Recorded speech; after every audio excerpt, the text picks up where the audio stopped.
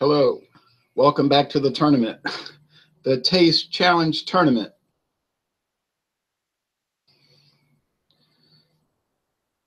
As the day begins, at the crack of dawn, we have to look at Jim Beam, the famous Jim Beam Kentucky bourbon whiskey, straight bourbon whiskey, introduced around 1795.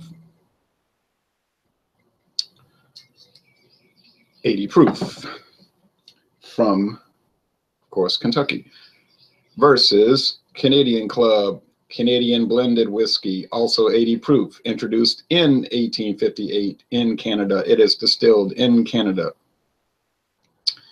and it is bottled in the United States, in Illinois, believe it or not. Well, these companies, right, they have so many facilities, and they distill, or if it's beer, they brew, or if it's wine, they vent on such a massive scale that that it's cheaper in some instances to ship it across the border down into the United States, bottle it, and then go distribute it out around the world. So this is not uncommon. It's unusual, I guess, for us, but it's not uncommon. You have French brandy. It's distilled in France, maybe Paris or the suburbs of Paris, or in Cognac, that Cognac region of France. But most of it, same thing with the Italian brandy, is bottled here in the United States and Kentucky by Heaven Hill, Constellation Brands, right there in Kentucky. So it's just cheaper to ship it over and bottle it here. Or it could be bottled in Cleveland, Ohio in some cases, from what I've run across, and also Illinois. So that is how it works. And then oftentimes you'll notice they'll take a recipe and do it over here in North America. And I'll give you, and then we'll go on with the taste test. Like a Kirin, they use the Japanese recipe replicated in Los Angeles at the brewery by Anheuser-Busch. Some people will say, oh, it's different, it's not as good. But I think they would need to do a blind taste test to be sure. You may not be able to tell a difference at all. Same thing with Sapporo. The Japanese recipe is done up there in Guelph, Canada, or La Crosse, Wisconsin. And these major corporations, they have quality control divisions that are superb, so they can ensure that it's the same or almost the same. Dixie beer from New Orleans is brewed in Europe and has been for over 20 years, and it's fairly commonly obtained on that, I think, Beers of Europe. You can order it. So that's an interesting thing. Now, Jack Daniels. If that Jack Daniels loses one more round, it's out of the tournament, okay? Because it has not been performing well. So it lost to Jim Beam. It lost to Canadian Club. Not a good sign. Canadian Club's been doing very well. It did lose to McCormick American Blended Whiskey of Missouri, which was strange because you would think, oh, that's just a cheap 80% grain neutral spirits, 20% straight whiskey. How could it beat a major player in the whiskey world like Canadian Club? I don't know how it did it, but it did it because I did a blind taste test. And I think these taste tests are valid. I mean, I put the sticker at the bottom of the glass. I mix them up. I don't look. I don't want to be thrown off by even a shade darker or lighter amber color and anything like that. I did it with the beer, and it was valid. Especially, it kind of confirmed Dr. Dave's hypothesis. And he was saying, oh, with all these macro brand lagers, adjunct lagers, and you couldn't tell the difference in a blind taste test. And I said, oh, yeah, you're just hating or whatever. And I did them. I kept replicating it, and invariably I failed. They all tasted good to me. He doesn't like them. But then he'll say, well, if you want to drink them, doesn't matter to me. Drink what you like. And I say, right. But I do like them, but I couldn't really distinguish them. The brandy, I like generally. The whiskeys I like. More for tasting than, say, drinking. Same with the gin. But I noticed that I was able to distinguish the whiskeys one from another, the gin one from another, the brandy one from another, more than the beer. Well, of course, if I do taste challenges with some rather better quality India Pale Ales, say like Ballast Point Sculpin versus what's this, something comparable, Elysian Space Dust, I might be able to distinguish it more. I don't have enough experience with either one of those to really say this is this and this is that, but I think I would notice a taste difference and then I could pick a clear winner. I think. I don't know. I have to try it, right? Haven't done it. So here we go. My father, he'll always ask me, did you do a whiskey challenge? And I'm saying, well, he doesn't even drink anymore for the last 14 years. But he's fascinated by the beer reviews and the drinking, the tasting of the liquor, because he comes from a different context. Mine is just tasting and trying different brands for the last 21 years. His context is more of the standard Louisiana context of drinking for effect. Probably that's the case around the United States, but in southeastern Louisiana, it's certainly drinking for party purposes, chemical effect, just getting drunk. And so that was the context in which he grew up. That's what people would do. And so he, you know, you want to fit in. So he did that, but his body was very sensitive. So he always was, he would get sick easily, like feel bad. And he decided, I'm not going to drink anymore because it just makes me feel too bad. And the payoff is far inferior to the negative. Heck, I feel this one too high. Okay. So he just gave it up. But he's fascinated with the whole idea of it because he's thinking like, oh, if I hadn't done that, if I hadn't gone that route, I might still be able to do these tests. He'd probably like to taste them and do this because he'll say something. Let me smell that, you know, whatever. So, oh well, it's done. It's anyway. All right. So he was very sickly as a child with terrible asthma and having to sleep in an oxygen tent. I think it damaged his body. His, you know, the old term that his constitution. Whoops, wrong video. There and his two brothers and his sister, they can drink much in an endless loop and never get sick. Wake up the next morning as though they hadn't had a drink. Ready for a new day. So their constitution is strong in that sense. And they can mix wine, beer, liquor, just interchangeably. My father, if he ever mixes any of those, he gets so terribly ill. And I can mix them. It doesn't bother me either. But I wasn't sickly as a child with what he had. So anyway, all right. Frederick Byron says, good morning from Miami. Well, good morning down in Miami. I always said if I ever moved to a different place, it'd be Miami. I like warm weather. Have you tried Bullitt? Bullitt. No, I have not. Matthew Stanifor said, good morning, Jay. Has the light bulb blown? No, I wanted to do this. I did this on purpose. I'm in the dark on purpose because I wanted the light to slowly come up outside. Go from dark to light as the dawn breaks, right? Says, hi, Ronald. Up early drinking? Yes. To both questions? Yes. I'm not really drinking, I'm tasting. Basement Beer Review says, hello from Canada. Hello. You should go get some Canadian Club and join me and go get some Jim Beam and join me right now because I know you can obtain both of those. So head on over to the LCBO and United Kingdom of Great Britain and Northern Ireland, Matthew says. Yep, that's right. Beer Cub says, now he's sending me something through Google chat Hangouts. He says, I want to check on the beer and me and see if there was any activity. Apparently the site is now dead. Rest in peace. Oh yeah, it's dead. I at the site when I was active. Hope you are doing well. One of these days I will try to join on the beer examinations. Let me tell him I'm doing a hangout right now, taste challenge. And then we'll get to this. Got to get to work here. You know him and Michelle Stitches.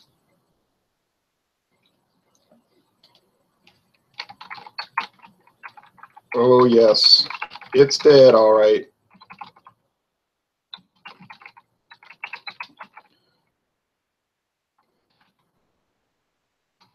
Okay, you can watch this live taste challenge I am doing on YouTube right now.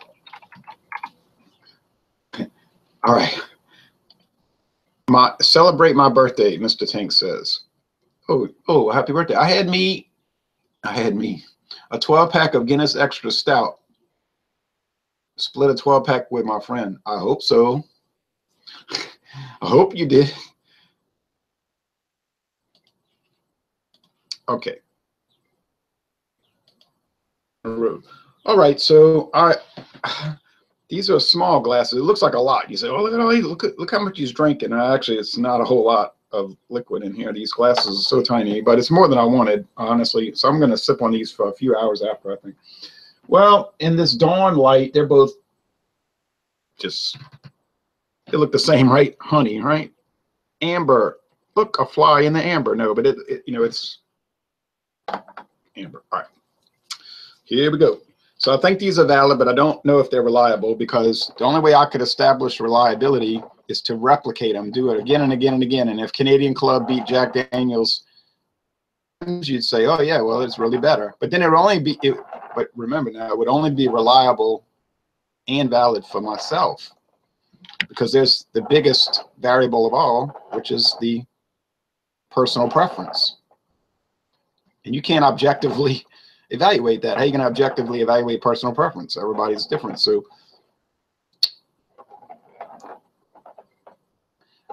now, in a general sense, you can certainly notice a difference with quality.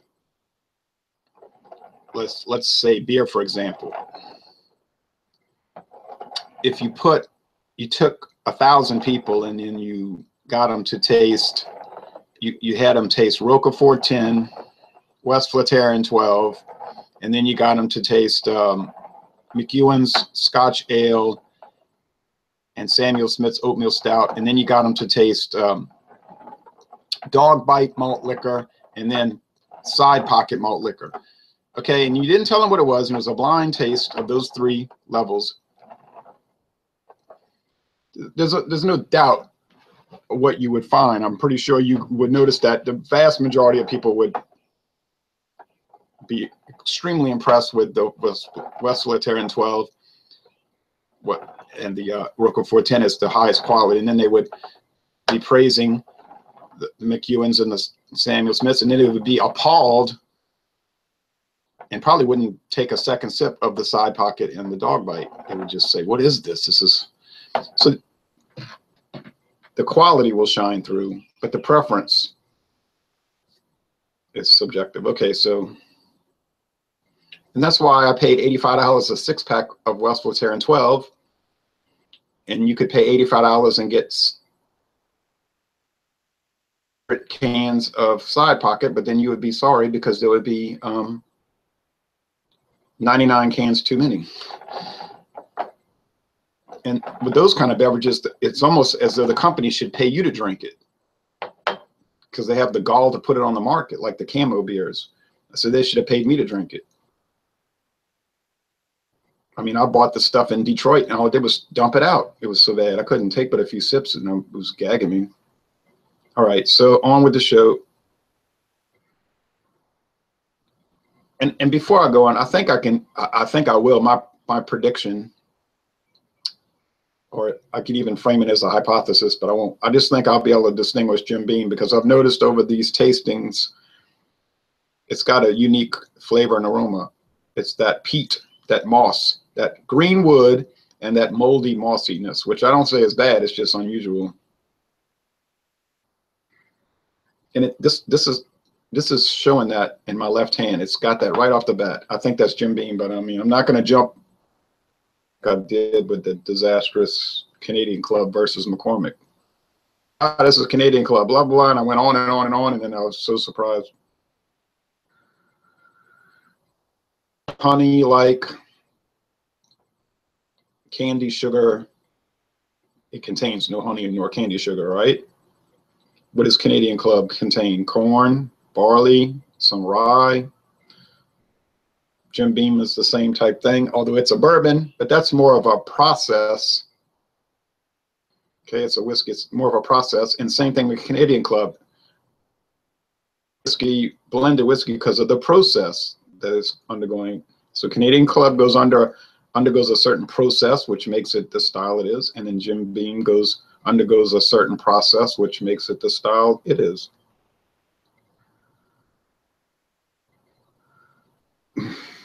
They're both strong alcohol aroma, 80 proof, but you get these 101 proofs like that Wild Turkey. It was extremely strong, almost to the point where I don't really like it, but I have to do more work with it. Same thing with that Old Crow 100 proof. It's a little, you know, at first it's like, oh, it's so good, it's so aged, it's 40 years old, it's from 1969. 48 years old and everything, but then it's that strength. To me, it's a detriment. Maybe that's why so much of these liquors are 80 proof. It just seems like the perfect number for what people want, including me. I just think this one has this greenwood okay taste.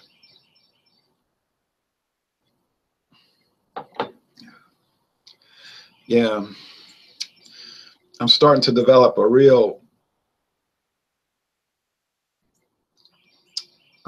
noticeable identifying ability for Jim Beam. It's that mossiness and that green wood. It's just, I mean, I could be wrong. I don't think, and it's like a mint. People say, oh, it's so bad, it's so horrible. No, horrible. No, I don't think it's horrible.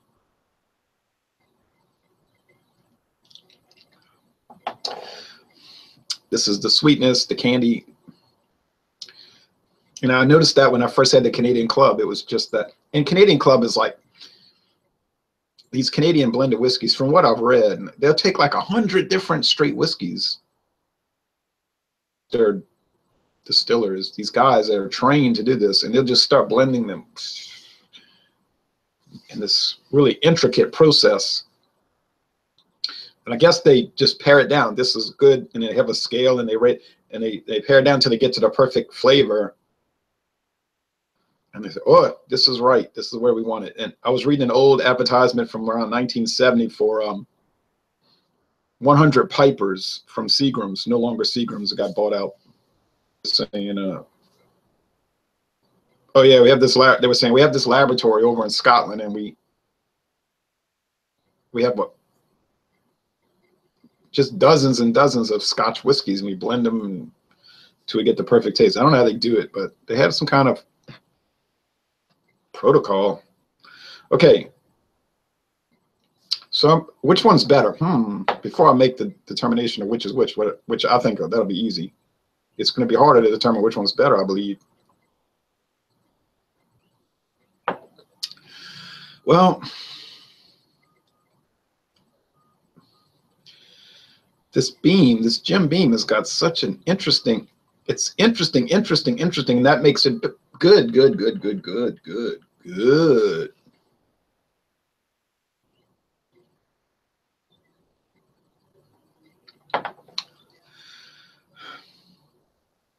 On the other hand, the Canadian Club has the sweetness and the honey-like and the candy sugar. It makes it good. But I think that Jim Beam beats it.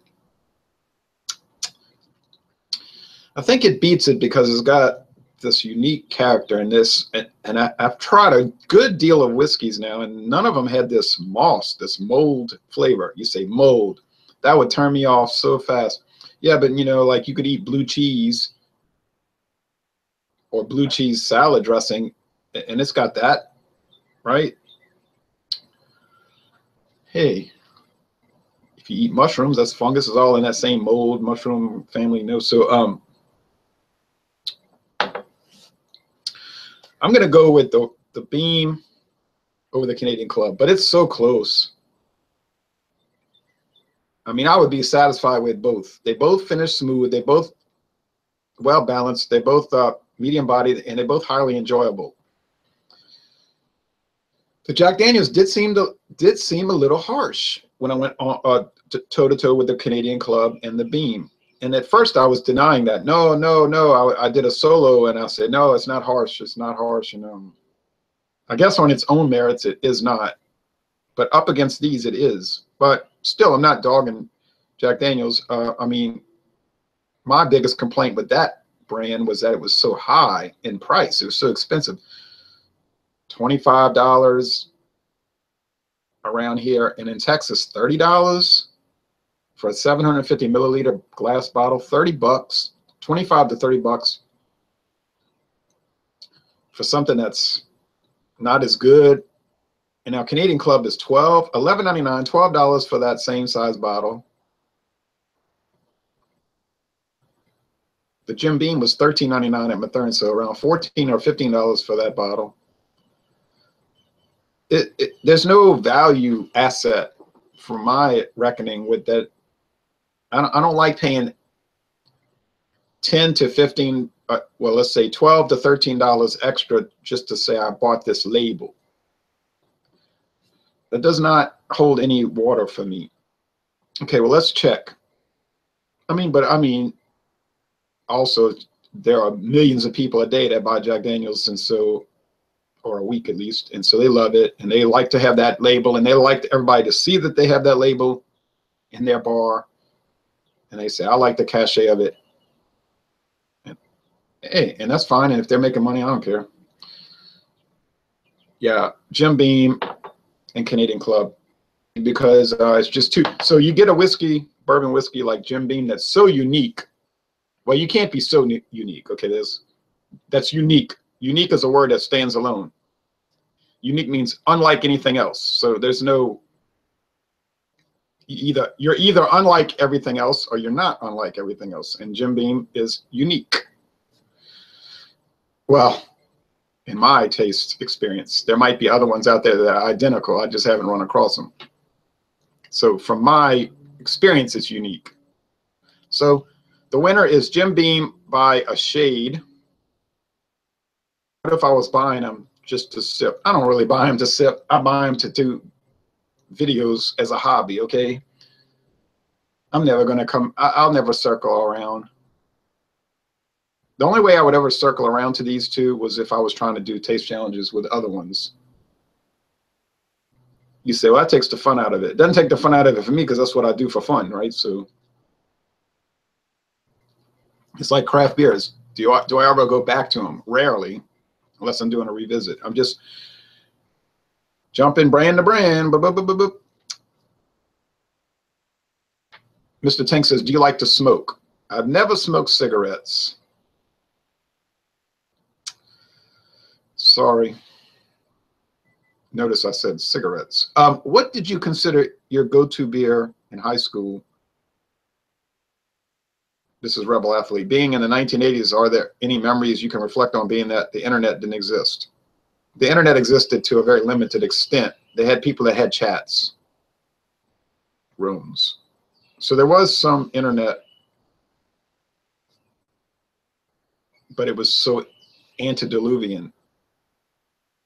It's like I was kind of got into a research project with a certain rock band the last 3 years, last 2 years, 2.5 years, Jefferson Starship. And from what I read, there was they were one of the early groups where there was a big, I think they call it CompuServe chat family with these forums, and they would talk about the group back then in the early 80s. And the fans would communicate with each other and say, did you hear they're coming on? Because it wasn't like the internet, like you're saying. They couldn't look on the website and say, here's the tour schedule, right? It was very difficult to figure out who was coming where. You could call Ticketmaster, and they had their own intranet. back then, because they've had intranet since the 1960s, and to some extent internet. But apparently they would share, and then that's why they always had good attendance at the concerts, because the fans would sort of like, in sort of a Grateful Dead type way, right? Deadheads, but in this case it was like Starship Heads or something. But so that's an interesting little side note. Your go-to beer in high school? There was none. High school. Nope. I didn't start drinking beer till February of 1996 when I was in my late 20s. So that is not, it doesn't apply to me. Do you drink coffee? Yes. I just drank 3 cups. Walmart, they're great value. The standard brand, the big old can you can get, it's like 17 cents an ounce, is cheapest you can get on the shelf there. It's actually pretty good. I don't know who does it for them. I'm suspecting it's probably somebody like Maxwell House, which is Kraft Foods. Folgers down in New Orleans. I bet if I checked that production code, I could find out. But I have a feeling that Walmart is probably a Folgers coffee that's rebranded as Walmart, because it tastes too good to be like a cheapo. It doesn't taste like that. I'm not saying Folgers is ultra gourmet. I understand it's just regular drinking coffee, okay? Hopium says Hopium IPA is good. Have you ever had it? Hopium? No, I've had Hoptimum. Basement Beer says, I use Jim Beam to make barbecue beans, often with chef sip here and there. You know, I've never cooked with a whiskey, but I might try that. Folgers Lively Colombian is good, says Mr. Tank. Yeah, my favorite coffee so far is RT.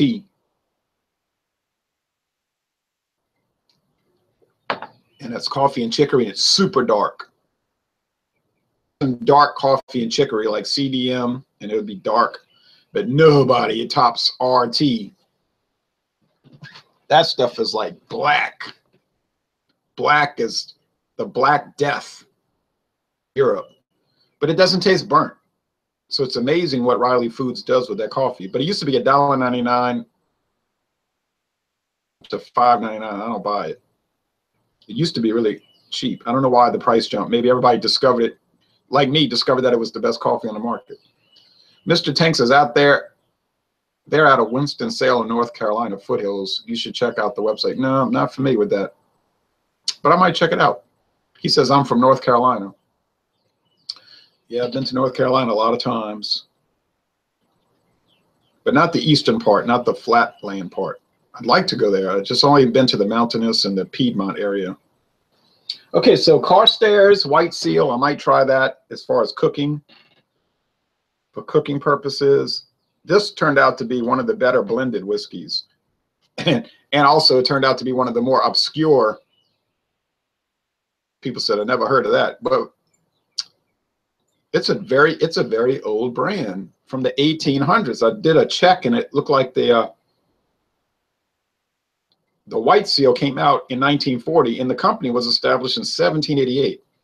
It's one of these old Philadelphia, supposedly, or from what I've been able to understand, Philadelphia was a major whiskey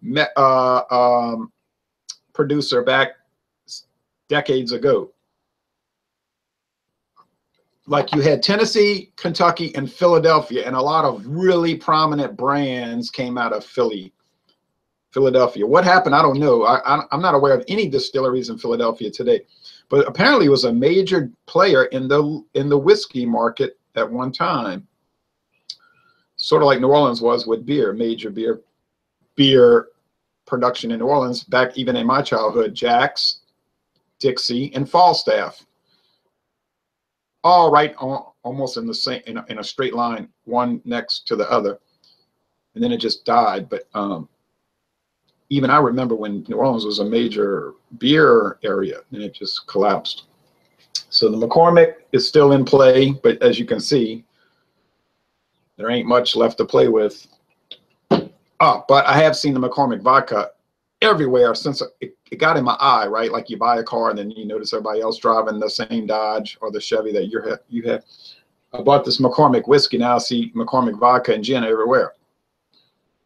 So, okay, what's the next taste challenge? I don't know. It's going to be a little while probably before I get back to a whiskey tournament episode, because I have to do this. This brandy needs to be addressed. It needs to be addressed in the context of this hobby. I have the Paul Masson VSOP brandy. I have this Saint Remy French brandy VSOP, and so on, and that has got to be addressed. I keep neglecting it. I got to drink through this Crown Rust gin, and then I got to get into the brandy. So whiskey might have to take a little back seat, although the old crow keeps whispering in my ear, and there is something special coming in from Texas